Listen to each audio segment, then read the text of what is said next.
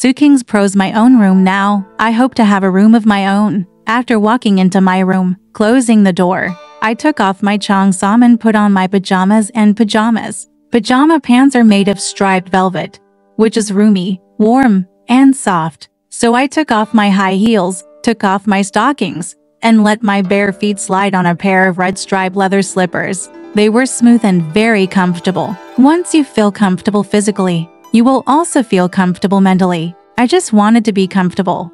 So I closed the windows, lowered the curtains, and quietly, the light in the room seemed a little darker, but my heart was bright, free and unrestrained. My room may be very small. Besides a bed, a table, and a chair, there is no room for anything else. But that's nothing. I can sit in a chair and read a book, bend over the table to write articles, and lie in bed and think randomly. My room may be very dirty. There are spots on the wall, black stains, insect blood stains, water stains from the holes in the corners, etc. You can see them everywhere. But that doesn't matter. My eyes are so abundant that I have the ability to hallucinate. I can regard this pile of spots as ancient Greek art, and at the same time regard the other pile of spots as the stars in the sky on a summer night. The area around my room may not be very quiet. The radio is on upstairs, Beijing opera is being sung, and people are humming along, children are crying and women are scolding downstairs. And outside in the alley, there are shouts,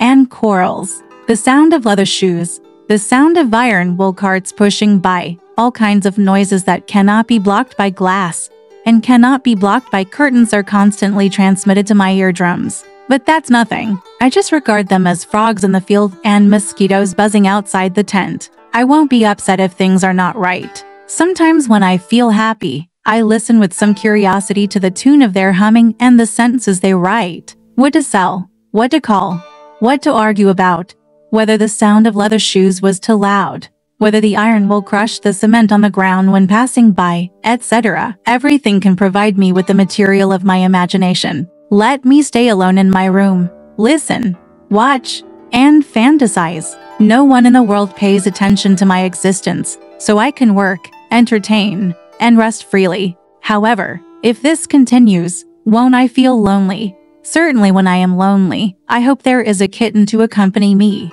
It is lazy and sleepy. It does not catch mice or scratch my old books. It just curls up at my feet all day long and snores. So I took my bare feet out of the red striped leather slippers and placed them on its back, warm. When he got tired from reading the book, he picked it up and put it on his lap. Its eyelids opened slightly. The eyes were green, and the pupils were like lines. Slowly, it closed its eyelids again and fell asleep. I murmured my sorrow and indignation to it. Its answer is, coo, coo, coo. I told it about my loneliness. Its answer is, gahagulu. I sighed softly at it. Cuckoo, cuckoo. I shed tears over it. Tears fell on its eyelids. It opened its eyes suddenly. The eyes were green and the pupils were like lines. Slowly, it closed its eyelids again and fell asleep. My heart was at a loss, and I had no feeling at all. I put my hand on its face and fell asleep.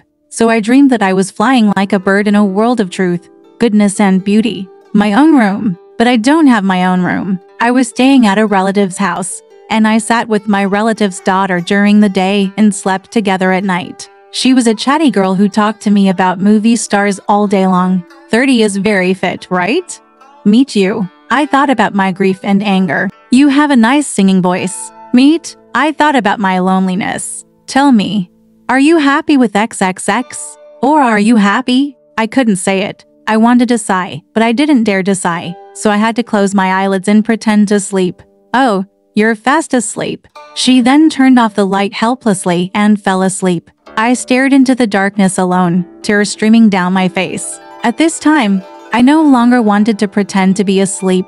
I just wanted to sit in a chair and read a book, and bend over the table to write an article. However, this is not my room. Restricted, not free. It was a long night, and I lay upright in bed, not daring to move. My head felt heavy, my cheeks had a fever, and I felt very irritable. Could it be that you are sick? What should I do if I am sick at a relative's house? Go to sleep. Go to sleep.